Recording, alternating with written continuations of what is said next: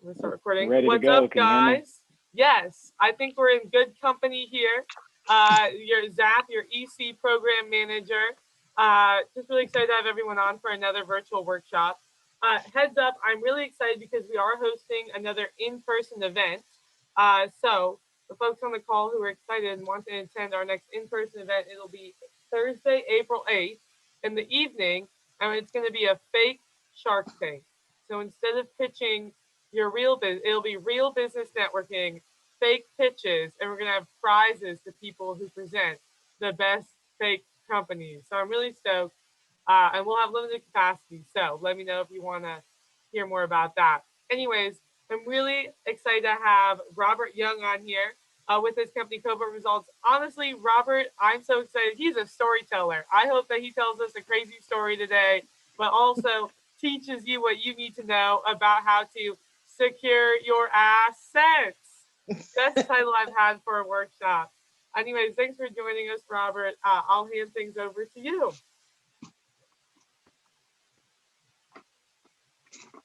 All righty. Thanks, Zap. I appreciate the introduction, and I'm glad that you are super excited about this. I think your enthusiasm helps me through this. I actually went and fixed my hair, although I'm losing it day by day because, I am a business owner, right? So I was happy to just throw some gel in my hair, and you can't see the tattered jeans I'm wearing, but you wouldn't know. So let me go ahead and share my screen. Thank you. I'm going to go ahead and share my screen, and then we can get started. And I hope to have many questions, and I'm not shy about answering anything or telling the truth. I've testified in court probably 700 plus times. So I had a mock trial with a Vanderbilt law professor yesterday, and I was beating the kids up a little bit. But y'all can beat me up, and whatever questions you got, I'm happy to field them. So let me go ahead and make this live. All right. Can y'all see it on your end? Yes. Yes, we can. Oh. All right. I was just trying to hide this bar. Is that in the way on your end? So we cannot see the bar, actually. Only you can. Okay. Perfect. All right. So as Zap introduced me, this is Secure Your Assets, and I hope that does not offend anyone, but this is an up close and personal class, and maybe check yourself a little bit on how aware you are of your own surroundings and things that you're doing, not only in your business, but to protect your family and those that you love. So my name is Robert Young, founder and CEO of Covert Results. It is a private investigations and armed security and training company operating in Middle Tennessee and across Tennessee. We started in March 2018, and most recently, you'll see operationrose.org there. We are starting a nonprofit that is combating human trafficking. So I could touch on that at the very end, but we're in the infant stages of that, and we're excited to get that going. So without further ado,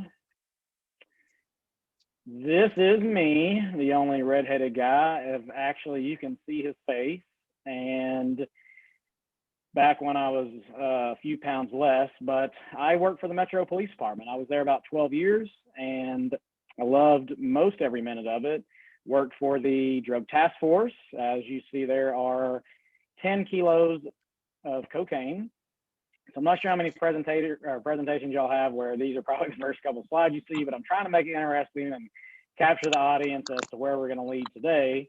But here's yet another picture of this is 6 kilograms of cocaine on a large drug trafficking case that I worked. Yet another. Don't want to bore y'all with too many pictures. This one is sort of sentimental to me. This is about 30-something kilos of coke. This was the very last wiretap case worked in Davidson County. So I worked with the 20th Drug Task Force, which again no longer exists. And it was there for 28 plus years, and all of a sudden it just literally dissolved in thin air. So I actually wrote a book about it, and I could talk about that later. But without all of the experience that I had on the police department and working complex cases, I could not be where I was at today. If anyone didn't know, a couple $100,000 cash is actually pretty heavy. So, and there is some others. A large amount of cash found in a tractor trailer truck, and that was about 800 pounds of marijuana that was seized, and yet one more. I think that's the last on here. So yeah, lemonade and cookies. This is what you get from working a very large drug trafficking case. It's not well publicized. It's not on the news. You don't get all the accolades and coins and handshakes and all that. They literally send you to a basement and say, here's your lemonade and cookies and thanks. Go get us another one, Tiger.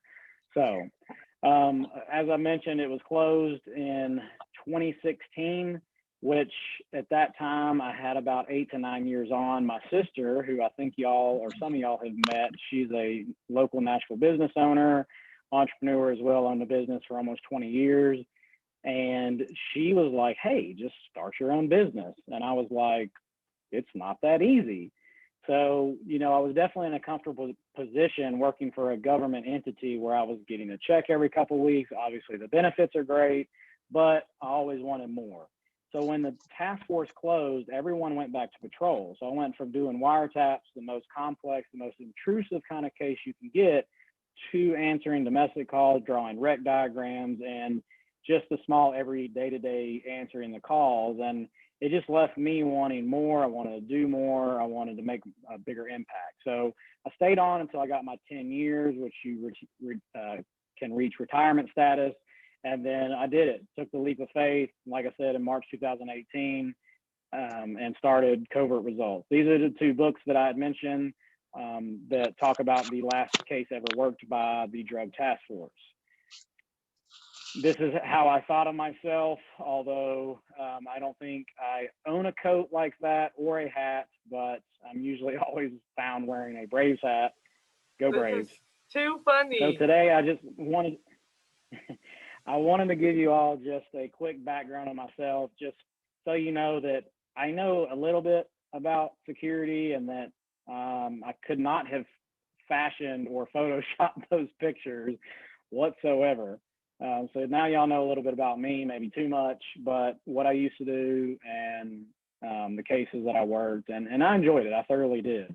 Just time to move on and do other things, and that's what entrepreneurship is.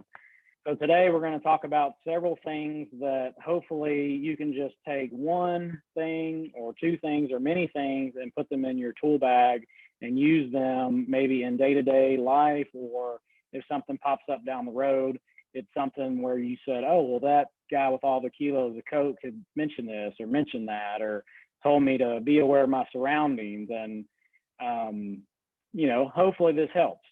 So today we're just going to talk a little bit about emails and the just parade of emails that I get personally. My legal analyst gets them as well. And I enjoy getting some of the phishing emails because I send them to my team and I say, who thinks this is real and who thinks it isn't real, or who would contact this person? You know, at the end of the day, you're always trying to hustle and get more business, but you don't want to be wasting your time trying to track down a lead that doesn't exist.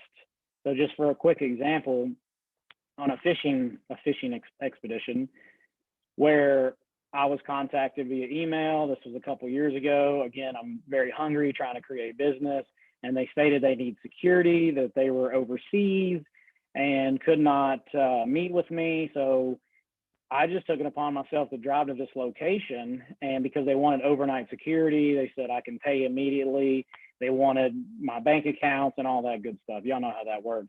I just drove to the location that they were talking about, and I took a picture, and it was for sale. I said, oh, is this what you're talking about? Obviously, I didn't hear anything back, but I even took it a step further and contacted the real estate agent. I said, hey, this is what's going on. They're actually utilizing your address and trying to scam people to giving credit cards, debit cards, bank accounts, or what have you. So there's always somebody scheming something, right?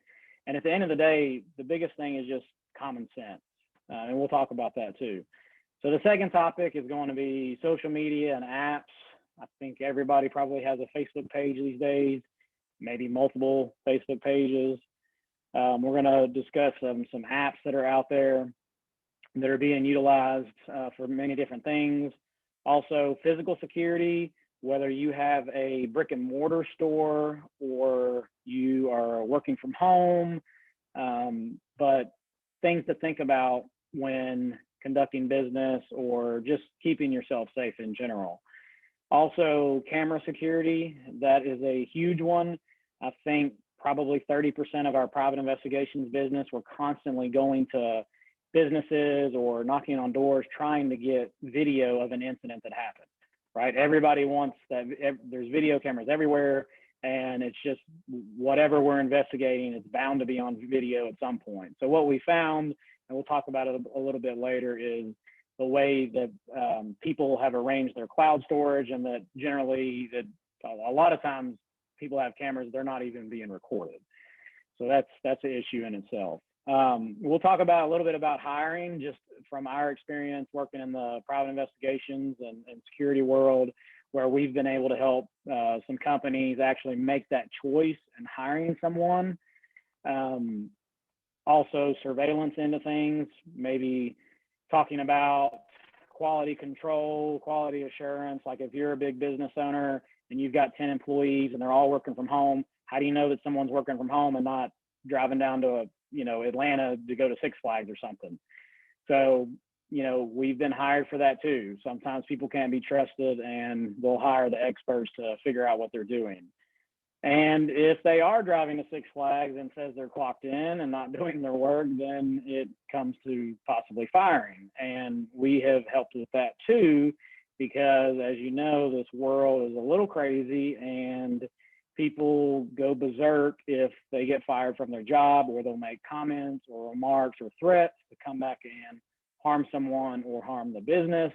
So we have then stepped in as consultants for safety measures, but also we've done covert armed security, where we have been placed into an environment where we blend in with everybody. They just think we're like a new worker, but we are in fact armed with a handgun, and less lethal as well. But we've also done the uniformed part of the armed security, so that we are noticed, and that is a deterrent. If someone's gonna come and do harm to a person or a business, then they see that and they think otherwise. So that is a helpful tool that we utilize during the firing stages.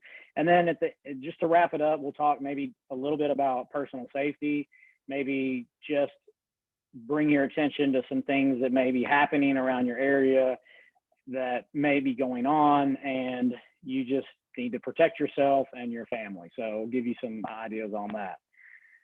So obviously, email phishing technology is one of the biggest and largest parts of scamming, and it's very hard to trace this stuff, and it's almost not worth it for law enforcement. I mean, the fraud department at Metro, I never worked there, but talked to some of the individuals, and there are hundreds of reports a week that come in where someone's credit card number was stolen somehow, whether it was recoded on a gift card or stolen from eavesdropping, or just stolen from a parking lot. There's just so many different scenarios where a credit card, debit card number is stolen and then utilized. So obviously, having two-factor authentications on your banking.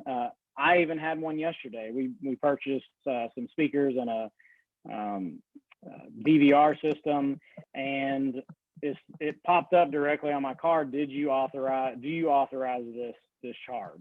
And I just hit yes, and then it went through. So it doesn't take any extra time to look into that, but it's definitely, I tell you what is a headache is when it does get stolen, and then you have to make all the calls to the credit card companies. They have to then disarm them and deactivate them, and then they mail you new ones. And it's I don't think it's Amazon delivering those things, because it's going to take probably 3 or 4 days to get to you.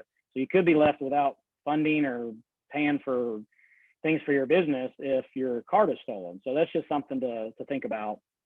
We talked about this, just being aware of scams in general.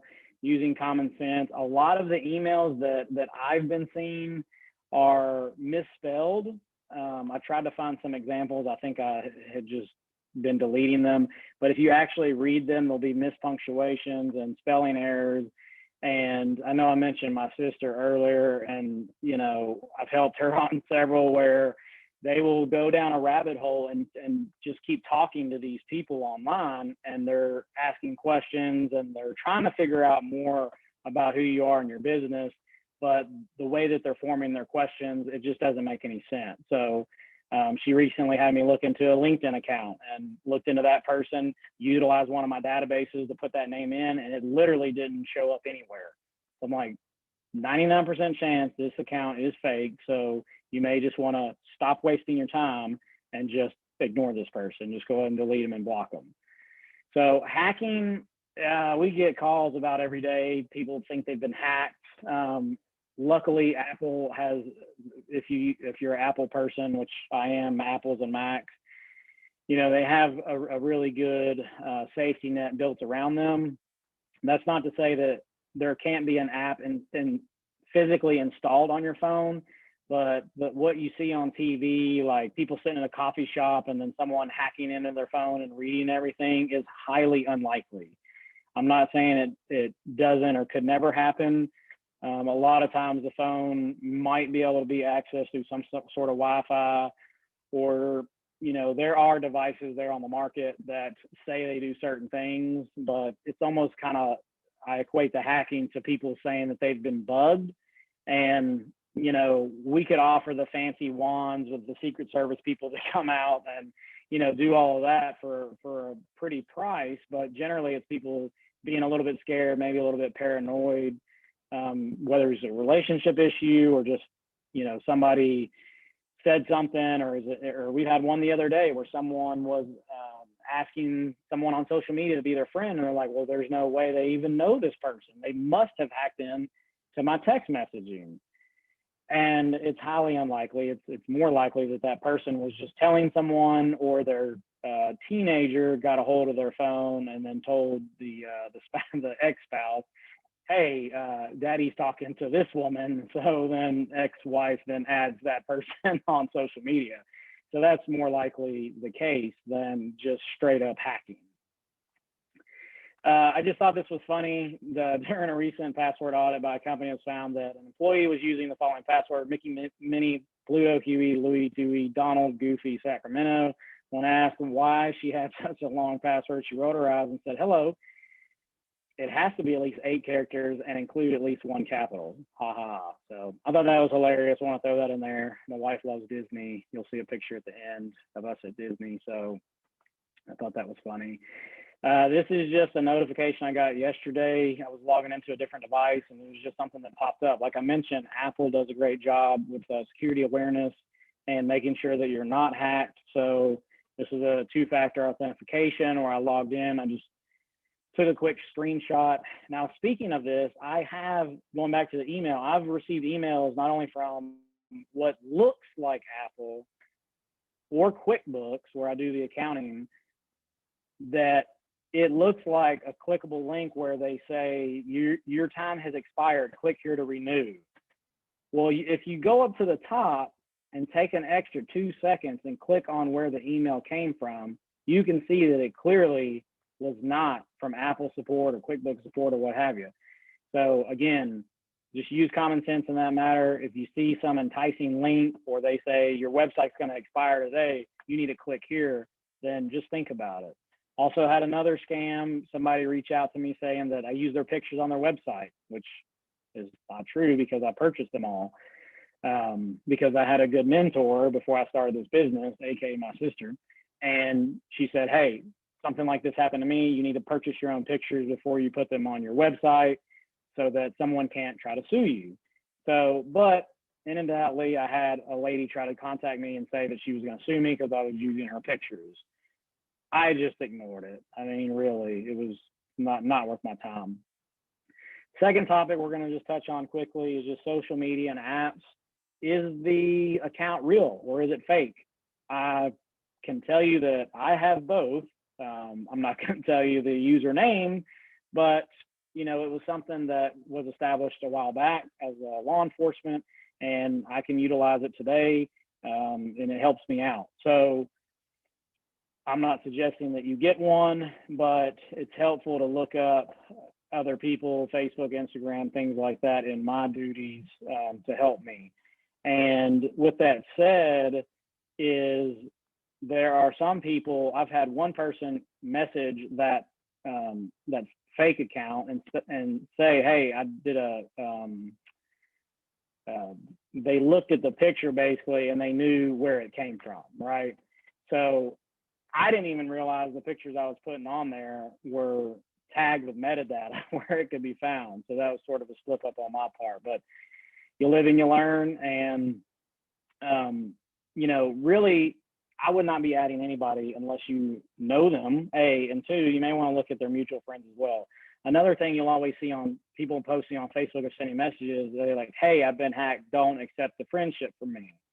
So I'm sure you all have seen those where it could be a best friend of yours and it pops up. But if you look down, it'll say like 2 mutual friends. And you're like, wait a second, I think I have like 100 mutual friends with that person.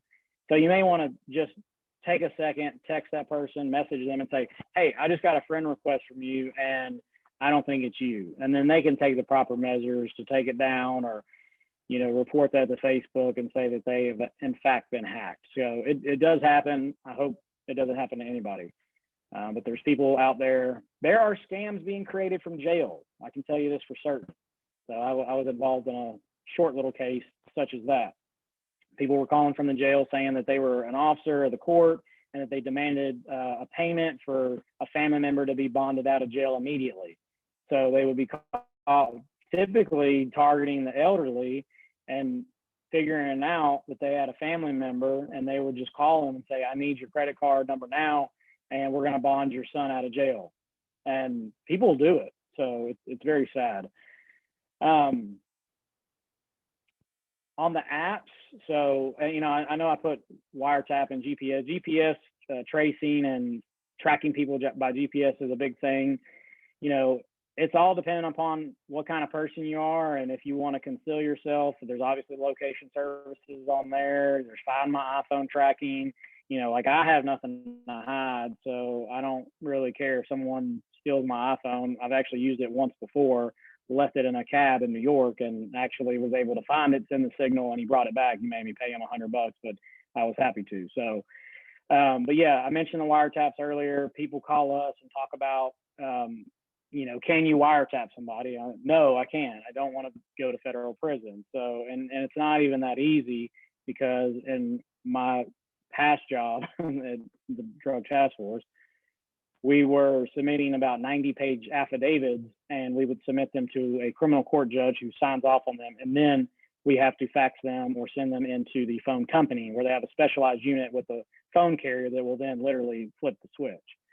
So there's a process that goes into it. And again, like I tell people, it's the most intrusive kind of case that you can get. You're listening to people's lives on their phone, right?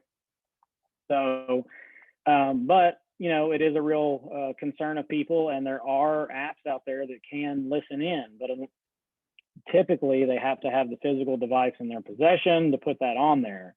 We have a client that we visited yesterday.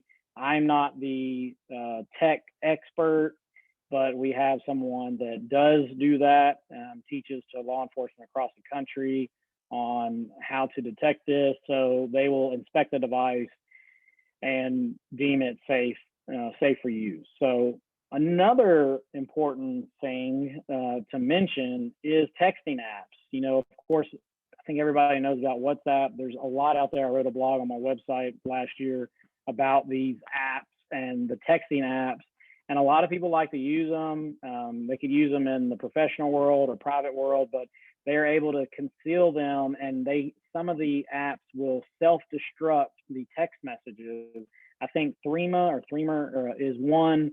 I don't have those, but I know of government entities that will use those because they know that once the text message is sent and read, it's destroyed and you cannot get it back. So, you know, I think in a way, what Snapchat is like that. I actually don't have a Snapchat, but there is a alert that if you try to take a screenshot, that it will tell that person. So I had pseudo on there. That's a app that I can mask my number. Well, not necessarily mask it, but I can change my phone number. And there's all kinds of different plans. I can have one number, I can have two, I can have five, I can have 10. I can pick the area code. So again, it's called pseudo. It's, now you cannot utilize it, obviously, if you're trying to harass someone or if you are trying to scam someone. But, if you're trying to contact somebody for, maybe you're trying to find a car that you sold when you were 19 to someone, you want to call them, but you don't want to have your personal number or something like that. I mean, just trying to think of examples to use that we've had where I've utilized an app to make it show up and utilize a different phone number than my own, right? But then kind of on the opposite side, I tell people, look, if you have an iPhone, I'm sure Android's the same way, is that if someone's calling you your personal number and it's a scam or somebody you don't want calling you, just block the number. I mean, it's 2021. So I wanted to keep this app poster up. I got the other day, and I just wanted to have it up there for a minute, just so everybody can kind of see some different apps. This one says 15 apps parents should know about. I'm not sure if everybody. I'm not looking at everybody, but obviously there's probably people in the audience today that are parents, and I have a small child myself, so I'm sure by the time she's 15, this will be a whole new poster of all kind of other apps that are out there, because I know when I was 15, none of this existed. So you just have to be careful. You have to be cautious as well. I tell people that call in about trackers, they want to track their, significant other or whatever. And I say, well, we want to do it legally, so it's utilized in court. Ask the questions, are you owner of the vehicle? Do you drive it as well? But another way that we're asked to use trackers is on juvenile. So if you have a child that's under 18, but they're driving a vehicle around, we can actually utilize a GPS tracker legally to track their movements to make sure they're doing what they're doing. So, but here are some apps that I'm sure a lot of you have heard of, and then maybe some others not. So look at that calculator one at the bottom. That kind of looks almost exactly like my calculator app on my iPhone. It's just a little bit different color. And obviously they do that on purpose, right? So they're going to get creative. Some of these, they're trying to be evasive and deceitful in the way that they're making these. So just be aware. Physical security is one aspect to literally secure your assets. Some types that I mentioned already before is uniformed physical security. So that comes with everything you can think of, from the unarmed, sort of the global companies like Allied Security, to all the way where law enforcement is utilized in a security capacity off duty, or like, we employ active and retired police and military. So we've developed we do more covert armed security, but we have a uniform division as well. So it really depends on the company how the uniform is actually going to look. Now, we don't want to portray it as exactly looking like police or have any insignia of police, but I can tell you that doing this stuff personally, that we had an operation in the Gulch last year, and I actually put my uniform on and went out there, and people, not that it matters, but they didn't really pay any attention. They were thanking me as a law enforcement officer, which felt great, but they had no idea I was security, right? So I say that because people they see that uniform, that person that looks good. I'm not saying I look good, but person that looks good in a uniform with a gun belt, and they just automatically equate it to police, which is fine, because in the security world, deterrence is number one. So you want that physical deterrent there, right? Now, of course, these days, people are getting way in more of the cameras, which we're going to talk about next, the good and bad, and then the good kind. So talking about the covert physical security, we do events, and we will have, when I mean covert, I mean, you can't see the gun. So, some people with a real keen eye, and they come up after they've had a couple beers, and may nudge you and say, oh, so what kind of gun you got under there? So it's like we should give them some kind of award because they saw our gun. Well, I think you know we're armed, sir, but they like to point it out that we know that they know that we are armed ourselves. So then they want to tell you all these stories, which is totally fine. But I suggest that if you have brick and mortar, an event or whatever, that you seek out some sort of physical security to help you and where that event goes off without a hitch. So again, you all watch the news. It's 2021. There's a lot going on. So what better way to make sure, you know, your daily activities are not interrupted by, you know, something that's going on that could be harmful, or the event that's, you know, could be going the wrong direction by somebody that's drunk and wanting to fight everybody. So I'll tell one quick story on the physical security part that you probably wouldn't think about. Is we had an event where unfortunate elderly lady stepped on her dress and fell and broke her femur. And the friends immediately gathered around, and they instantly started blaming it on a transition strip at the venue. Well, I actually saw the lady fall and saw her step on her dress. It's a total accident. It's a terrible accident. Ambulance had to come. We got them in the side, and no one really knew what was going on, but there was a few family members.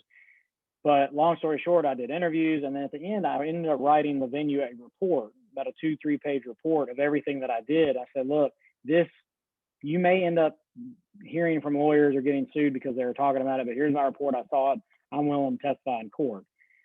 And they love that. And that's something to think about, that we're there physically for security, but at the same time, we're protecting the property and the people there. And, you know, for a false claim of something that was, quote, sticking out as a danger, which wasn't true, we were able to mitigate that and make sure the lady got care and she was fine, but she wasn't going to be able to sue them either. So I mentioned executive protection. I don't know if there's any, you know, high value individuals on here, but you know, whether you're a high value VIP or you want to make it look like that, you know, we do executive protection for all different walks of life. So that's a thought as well that would fall under covert security. And then we already talked about events. So camera security, the good and bad, right? So that's going to come with a security assessment. And I wanted to just let y'all in on some personal experiences with camera security and some brands. So years back when I was still with the police department, I wasn't as educated in the camera security world. I reached out to a friend who's in Homeland Security, did a lot with deploying cameras and cybersecurity and camera surveillance. I said, hey, what's the best camera on the market right now? And then at that time, they had said the Nest. I wanted to buy one for my mom. With that one, it had to have a power source. It had to be plugged in. It wasn't battery operated like a lot of them are now. So at her home, I had to take the power source and run it through the window. Well, then it left the window jimmied. So, you know, it was kind of an offshoot of, well, do I leave the window just totally unsecure, or what do I do? Do I put a bar in the door so it couldn't be lifted up? So those are things to think about, but it definitely did have to have a power source, and it's a great camera. I've used all these that I mentioned. I have blinks as well. Those are great. They're wireless. The batteries, if you use lithium, they're going to last probably about 3 years. They're motion activated and they'll record about 10-15 seconds. So I'm sure many of you have them. I have them. Ring doorbell is great. I actually have a Ring as well at my home, but I have it placed in a spot that you wouldn't see it. So it's not actually used for the doorbell, but I like the camera because I think it's utilized very well and has good quality. Reolink, probably no one's actually ever heard of. I connected with a EO member, which luckily for me, I actually just was accepted as a member last week. But I connected with an individual that is in a camera company. I told him some of the things we're trying to do in our private investigations business. And we wanted to tap into a camera that is battery operated and a live feed. Well, through our conversation, we come up on Reolink, and the technology is amazing. It's a small camera, can be deployed anywhere in the middle of the woods. on in the middle of the lake, whatever. The battery power is about 3 weeks, and I can tap into a live feed. It records motion. It's awesome. So those are things to think about. And I know I mentioned the bug sweep thing earlier, and people talk about hidden devices or tracking or whatever. All this stuff has to be battery operated or powered somehow. So then there has to be the storage end of it too. So like in the Rio Link, we have a 64 gig SD card that will get a lot. So typically the battery is going to go dead before the SD card runs dry. So those are major things to think about. Cloud storage is one. Is do you back this stuff up? Where's it at? Is it being recorded? I had an individual try to break into my truck one day that was in my driveway at 8 o'clock in the morning. I really tried to find the video because I wanted to show y'all because it's hilarious. I had sweatpants and a t-shirt on, and I chased the guy out. I won't say what was in my right hand, but he was trying to break into my truck and then the neighbor's truck. And I literally identified the guy within an hour. I actually typed out a tracking order for the police. But anyway, long story short, the guy had robbed a bank and was on federal paper. But I don't know where he's at now. He's probably not breaking into cars. But I say that just because I was able to pull up that footage and turn it over to the police because it was stored on the cloud. So that's just something to think about. Have a tech person. If you're a business owner and you have cameras, I miss angles. So that's a big thing when we do security assessment. So we will actually have a shaded portion on the angles that it's covering. So those are big things to think about. If someone is able to like slide, skirt against the building and they're trying to do something bad, are you going to catch that on film, right? Have a tech person though. Have someone that knows how to work the security system. I can't tell you how many places we've been where you make contact with the person who's running the event venue or, whatever, the business. We had one yesterday in Columbia. We were trying to get surveillance video footage, and the owner did not even know how to work it. They gave us a price on bringing a tech person in and having the download for us. But that's why I put in big bold letters that I'm kind of yelling at you. Have someone there that knows how to work it. So, and in my previous profession with law enforcement, so many instances would happen where you need to get access to video quick, but you don't know, you can't find the person that knows how to work it. So here is just one little quick system that we were using. This is hemp. I repeat, this is hemp, legal hemp. And it was up in Sumner County, and we were hired to do the security. People, obviously, it was a busy area. People thought that it could be marijuana. So they were jumping the fences and trying to steal it. But we utilized a trail cam in this instance, and these took pictures and transmitted instantly to our phone. So that was just more of a physical deterrent where people would see that so they wouldn't cross the fence. Talking about hiring, you do your research, right? I mean, I do the same thing. I get probably 5 emails of resumes a week. People want to be PIs for fun. And I tell them it's not all fun and games, but I look into their backgrounds. I do my own research on them to see if they're reputable people and what's their background. You need to do background checks, criminal and financial. It's up to you. Do you want people working that have multiple bankruptcy claims or thefts in their past? Do you think they're going to be trustworthy and not stealing information or money? I don't know. So one of the databases that we rely on is called TLO. I use it as a detective with the Drug Task Force and as law enforcement, and I utilize that now. I have the same access. It's very restricted as far as who can use it, but I have access to those databases. Another good one is the LPR, which is the license plate reader system. Kind of a hot button topic in the Nashville area because I think some council members don't want it, but I'm here to tell you it's good stuff, and I like it, just personally, my opinion, because I think it helps deter crime and also combat crime as well. It's already out there. So there's private companies that drive around and they'll take pictures of your car in public places, apartment complexes, parking lots, and they will literally snap pictures of every single one of your tags and then upload it into a database where there's billions of pictures and billions of tags. So it's already there. There's lots of public information out there. People call us all the time, and I'll even be candid most of the time and just tell them, look, you can find this yourself, but it may take you 2 days and it may take us 2 hours. So you want to pay us a few $100s to just find this info for you, or do you want to beat your head on the desk? That's up to you. So, but I go ahead. I mean, if you have a Nashville business or Nashville business owner and you want to look into someone's criminal past, if they have convictions, go to ccc.nashville.gov.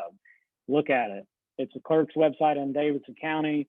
You can just type someone's name in there and know whether or not they have a criminal history.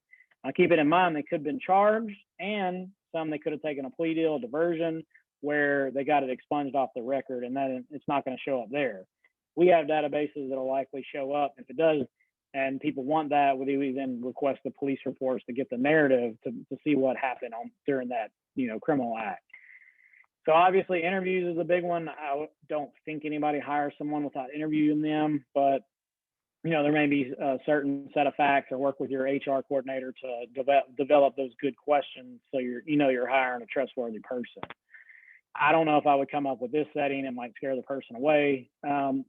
Surveillance, so it's one of our specialties. I love it. I did the whole movie style, sleeping in my car 8, 10, 15 hours, waiting on kilos of coke to arrive to Nashville. I did all that, and I'm kind of over it. So now we structure ours a little bit better in 4-hour blocks. And like a lot of these civil cases we have, we won't sit in a car for 8 hours if we know something's not going to happen. So I mentioned the quality control earlier, because basically to learn the most about a person is to follow them around. There's some other tricks of the trade and tactics that could be used, but I don't want to give up my secrets, but there's other things that can be used as well, but surveillance is always going to be the best, right? I don't want to get too HRE on this stuff, but having contract agreements and non-competes is just something good to mention. I'm sure everybody's thought about that. We get a lot of calls. A lot of us, including myself, are experts in narcotics and testified as experts in court. And they unfortunately have problems with drugs. And we had one just last week where a business called and said the individual working there was using a company vehicle to deal drugs on the clock. So we were going to follow them around, capturing them doing hand-to-hands in parking lots, just activity consistent of drug sales. And they didn't want them to get in trouble, but they just wanted that to solidify the fact that when we fire them, they will have plenty to do that. So I know it's right to work state, but I think people always want a reason to get rid of someone. Something to think about too, I just threw this in there because when I hit the drug topic, is having Narcan kits. It's something that you may not think about. If somebody is an opiate user, or they fall on hard times taking heroin, maybe laced with fentanyl, and they fall out during work, that's something to think about. Do they need Narcan? Do you know how to use it, or you know how to administer it? What do you do? So that's something important too, is taking care of the employees or contractors working for you and knowing how to deal with this. Work comp claims, we work several of these through attorneys that'll hire us, and we'll go out. Someone's claiming their neck is broke, but they're in their backyard jumping on a trampoline, and we get a video of it, case closed, right? So those are things to think about too. Just overall investigation. It could be something like us doing security and conducting surveillance, or you as a business owner could have just not really doing surveillance, but you could have a car blocking your delivery zone, and you need to know who it is, or whose car it is. It could be a worker's, it could be somebody that's actually doing legitimate business there. And before you tow them, you may want to run the tag, contact us. We can have that done and figure out who it is. At the end of the day, you want to document everything. If you're a business owner, document. We utilize a lot of the documents on Google Drive and Dropbox, so we use that to our advantage. And just make sure you're writing everything down and documenting. I think the documenting is going to help you if you have to go to the firing stage. Just be prepared, do your paperwork with with HR. We talked about physical and camera security as well. That may be able to be utilized if you're trying to determine whether to fire somebody or not. The threats, that's a big one. That's a huge one. So if we're called, or again, if you're a business owner and you receive a threat from an employee, the very first thing you need to do is call the police. So if you don't feel it's that serious, Davidson County, 615-862-8600, give them a shout. Just have an officer respond, talk to them, because you never know what's going to happen, right? everybody's familiar with the Nashville bombing. The Tennessean called me, and I gave comment on that, and was lucky enough to be published on the December 31st front page of the Tennessean about that. But I mean, the world is crazy. I've said it. So personal safety, you know, if you're comfortable enough with having a firearm, and that's the key word, is comfortable, and you knowing how to use it, and if you think you can use it, but definitely train. You have to train with your weapon. I mean, there's all kind of scenarios out there. Not one could be manufactured the same on, you know, you could be told, okay, this could happen or that could happen, but I can never tell you exactly what kind of situation you may put yourself in where you may need to pull a weapon. So it's very important, and we take it very seriously, and we take the laws very seriously as well. So one thing just to think about is I see people a lot posting vacation pictures, with I'm guilty of it, but usually I will post my vacation pictures like on the last day, or even when I get back, right? Because you just don't know people. You don't know who has access to your social media. And if you're posting saying I'm gone for 2 weeks, then that's a perfect opportunity for somebody to come in, a neighbor's kid or cousin or just whoever, to come kick your back door in and steal your stuff. So just be mindful of that too. Defensive tactics is a big thing, where you have to defend yourself with your hands, that you know how to do that. We talked about the scams affecting your personal life and business life. I get them on we have a business line, but of course I have a cell phone. I get calls with scams on both ends. And just in general, pay attention to your surroundings. Everyone is always looking down. I mean, I have like 10 texts and missed calls, and you just have to, you know, focus, especially in the public eye, going to Kroger or something like that. I mean, dear God, the Kroger down the street from me, there's been a couple women carjacked in the last year. So, I mean, it happens. It's everywhere. You can't get away from it. There's not probably a street in this whole county in which I probably have done surveillance on or done search warrants on where this house is $1 million home, this house is $1 million home, but this one is being rented by a drug dealer, and this one is, you know, being owned by some big CEO. So again, be aware of your surroundings, pay attention, keep your head on a swivel, and all in all, be a great witness. You know, if something happens in front of you, if you need to write it down, always, this is, can't see everybody's face, but this is the biggest weapon ever created, is the pen, because I write everything down. And if you get one that writes on your hand, it's good to take quick notes that'll write on your skin, write a tag down, something like that. So these are just things to think about. You're like, well, why would I, you know, carry a pen around to write on my hand? Well, something could happen. And what I've learned is if you're trained and you have prepared for something, then typically nothing does happen. So that's sort of my pitch on our topics. And we have a concealed handgun carry permit training where we pitch, train. We will do customized training where you come to us, we'll take you to the range. They actually just, I think the third setting they just passed where they're going with constitutional carry, which in my opinion would not do, but we're not here to talk about that. Armed security training, we do that as well. This is why I protect myself and my family. If I can't protect myself, then I can't protect my family. So I educate myself on the laws, carry a weapon where practical, and keep it concealed, no open carry. But this is my little girl and my wife, and this is why I do what I do. And I love teaching people how to be aware of their surroundings and open your eyes, because the dope that you saw in the very beginning is all in Nashville. And it's around here. There's 3 interstate systems that run together, and the criminal element knows that. So there's quick ways to jump on interstates and get to any state very quickly. I do like an old fashioned, you don't have to call me that, but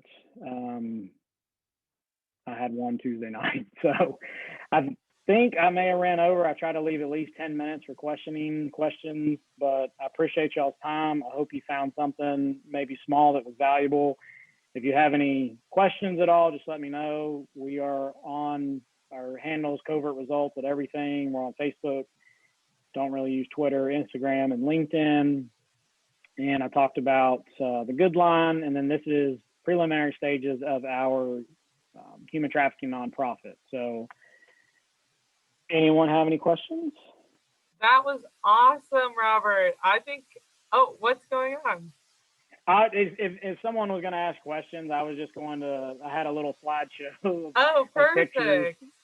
that I was going to play from the last wire case that I worked. Well, I think I was So, right. You had some pretty awesome stories, and actually we had a lot of folks telling some of their own stories in the chat. But yeah, let's open it for questions. Feel free to just unmute yourself, turn your video on, whatever. I actually have a first question. So when we talk about like people just really documenting and keeping track of things, is there any other technologies you'd recommend just for like recording? You were saying you just keep everything on the drive, but I like not now, but I work somewhere where we like recorded stuff. Is that something you would recommend? And if so, how would you go about that?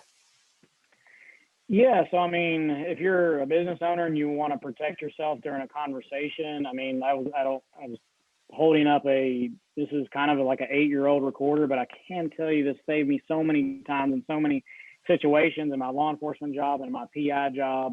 You know, you have to check the laws, but Tennessee is a one-party state. So if I have this recorder on me and Zap are having lunch, but, you know, I want to ask her some questions, but I want to make sure I record them. If I turn the recorder on, I say date, time, what I'm doing, and I slip that thing in my pocket, I don't have to tell you that I'm recording you. It's a one-party state. There's some that are all parties or two-party state where people are supposed to know that they are being recorded. So that's sort of a tool that could be used. But yes, absolutely. As you see, I have one of these on my desk right now from where I had I did several interviews the other day and they're all recorded. So I just upload them onto a digital case folder for that client to the Google Drive or Dropbox. We associate a case number for them and, and provide them with that. So did that answer your question as far as? Yeah. Basically, you can get one of these. I mean, Walmart or Amazon, I think 60, 70, 80 bucks. I would not get something cheap. I'm a firm believer. You pay for what you get. Make sure it has a little thumb drive extender where you can plug that in the computer.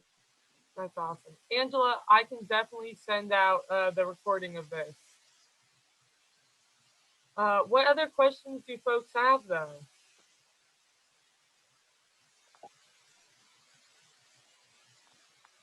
You're welcome. I mean, I know there's a lot of chat in the. Deborah had her computer or her credit card stolen. What was the other story? Alex had a story about someone stealing Bitcoin. But any questions for Robert, you guys? Yeah, and I mean, a lot of times if your stuff is stolen like that, your credit card or debit card or whatever, you want to prosecute that person. But I mean, I'm not saying this in a bad way, but again, law enforcement gets hundreds of these calls and it's happening just simultaneously all the time, and they're likely not going to have time, right? The easy thing to do, which we've done as well, is go to that store where they use the card and get video footage of that.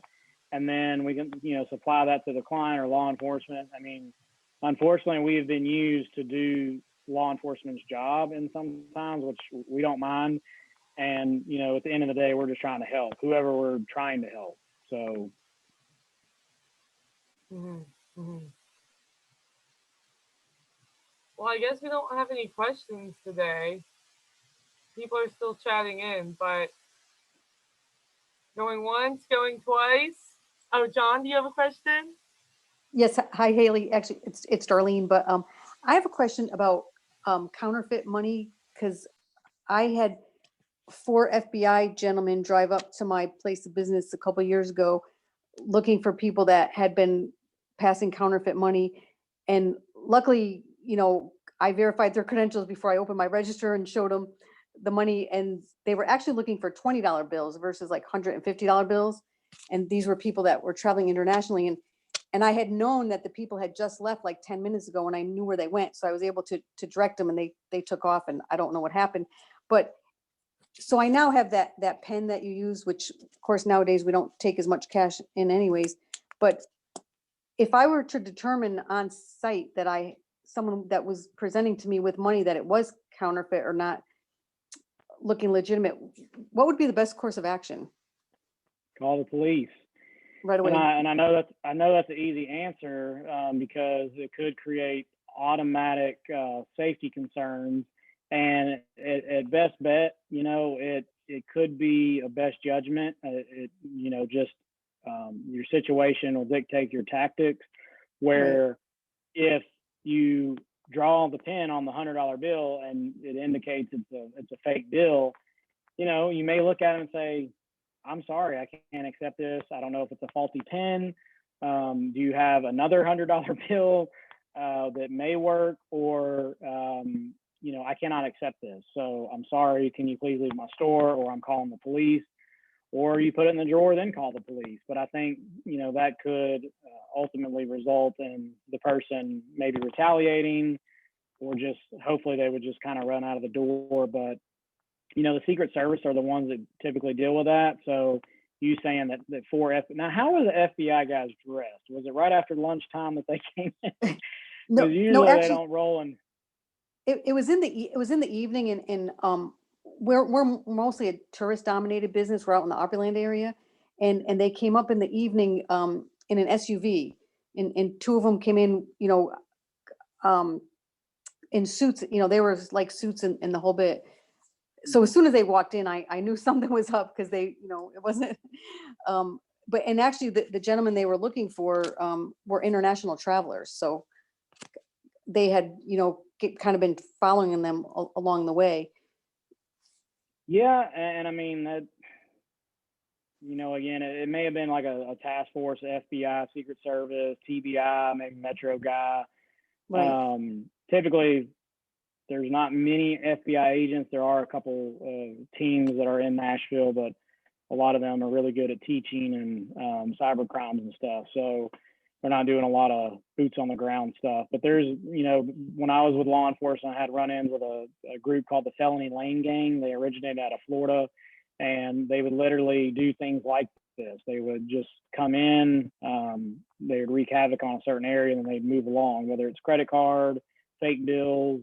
But I mean, we've seen it all. We've busted people in, small little motels that are printing out $50, $20 bills, and some of it's pretty intricate.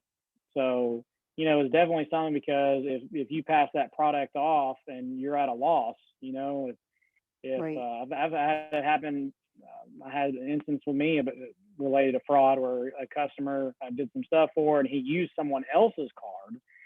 I've done this too before, and this may be something to think about, that when that someone has used a credit card or paid over, through the invoice, to go back and look and see whose name is actually on the card.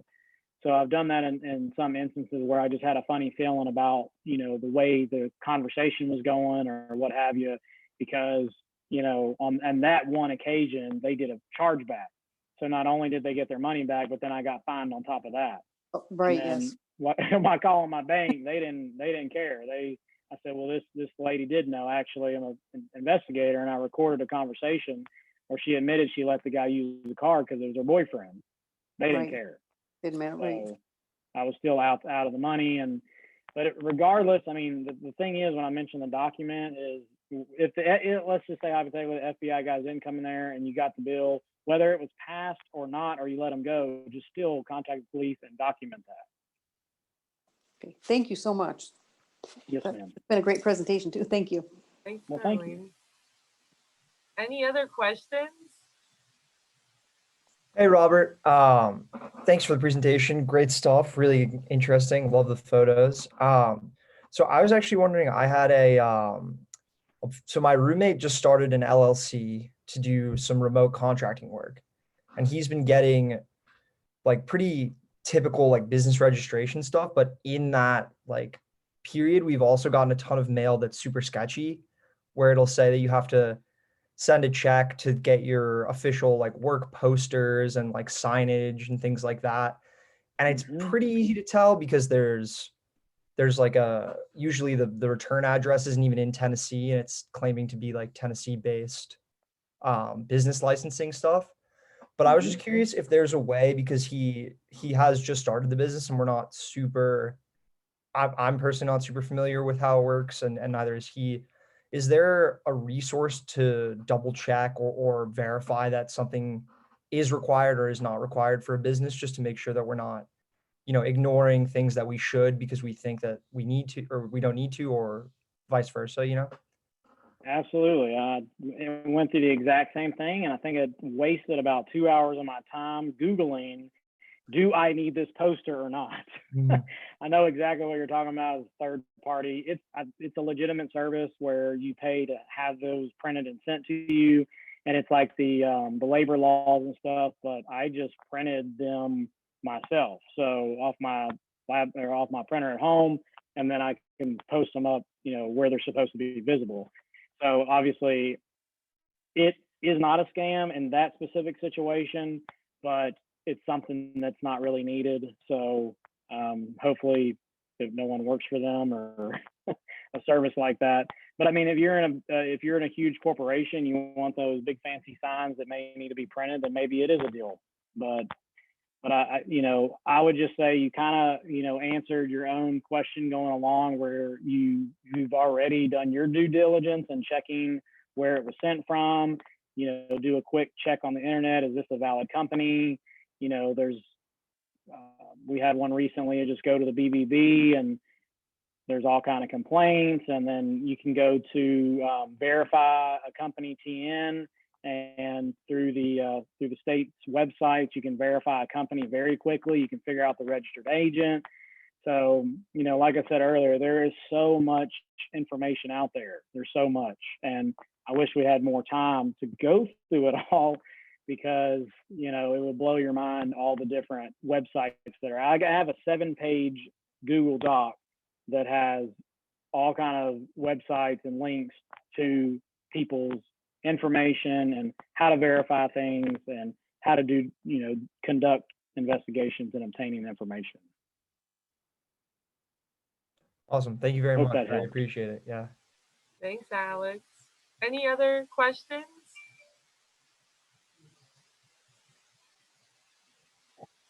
No, I want to check. Darius, did you have anything? I thought you unmuted yourself for a second. Yes, I do.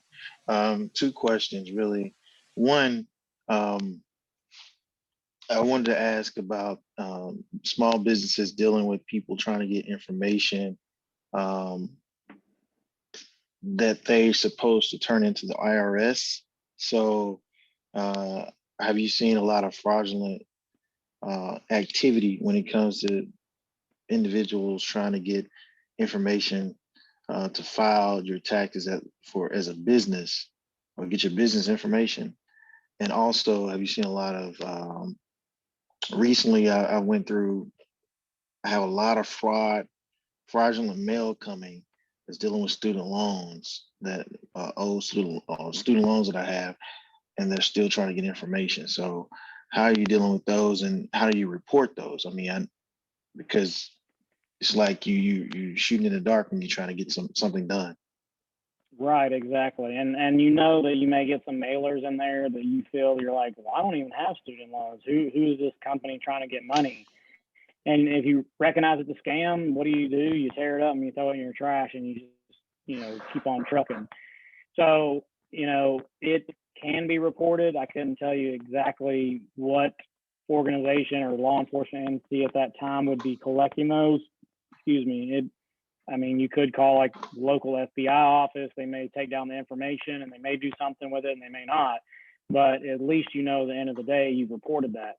Now, with that said, while I'm thinking about it, there should be something out there where you can put, and I'm just thinking, like, I'm looking outside in the neighborhood and thinking of people coming and knocking on your doors, right? There's no soliciting. So there's a thing in Davidson County where there's a no knock solicitation permits, basically. But I can go online and enter my address and I'll be on a no knock list where I don't want people bothering me by knocking on the door. So there could be something like that out there, depending on your area or your state, where you've searched to not receive any knocks on your doors or your business, because you don't want people coming there bothering you, soliciting information and looking for, debt or whatever. So it's, I mean, but as far as getting mail that might be scams, generally just use best practice. And if you've looked at it and you've determined it's not for you, and just discard it. So I would suggest shredding it so that when people collect your trash, that it doesn't have your information on there. I would definitely open it as well, because you don't know if it does have any of your personal information on there. Last for your social, bank account number, or something like that. So it's good to open it, but I guess that's a long-winded answer of, I don't think there's a whole lot you can do there. As far as the business where seeing business scams related to the IRS, I mean, we don't handle any of that. When I was a patrol officer, I remember taking patrol reports. And again, I mean, I would say, unfortunately, that's probably not really followed up on, at least by local law enforcement. So, and I haven't seen any, and I haven't heard anything recently. I would think with the stimulus payments that are coming in, there's lots of scams there, because people are ramping up on scams because they know all these people are getting this money. So they're trying to, as soon as they hit their bank accounts, they're trying to offer all these different things for, as I was talking about, these different scams that are out there. The business stuff, though, I mean, I don't know if you're running an LLC, or I guess who's really rolling in the dough, right? You're an entrepreneur owning an LLC, but yeah, I haven't seen any specific business scams related to the IRS, where somebody's stealing business information, like someone's putting covert results on paperwork and sending it somewhere, trying to get money. I have not seen that. I'm not saying it doesn't happen, because we're certain it does. Thanks, Darius. Thank you. All right, I think that's it. Thank you guys so much for joining us. Thank you so much, Robert, for sharing. This is definitely one of the most interesting workshops we've done, because it's so different. I loved it. I will send the recording out to everyone and follow up with you all. Bye, everyone. Happy Thursday. Thank y'all.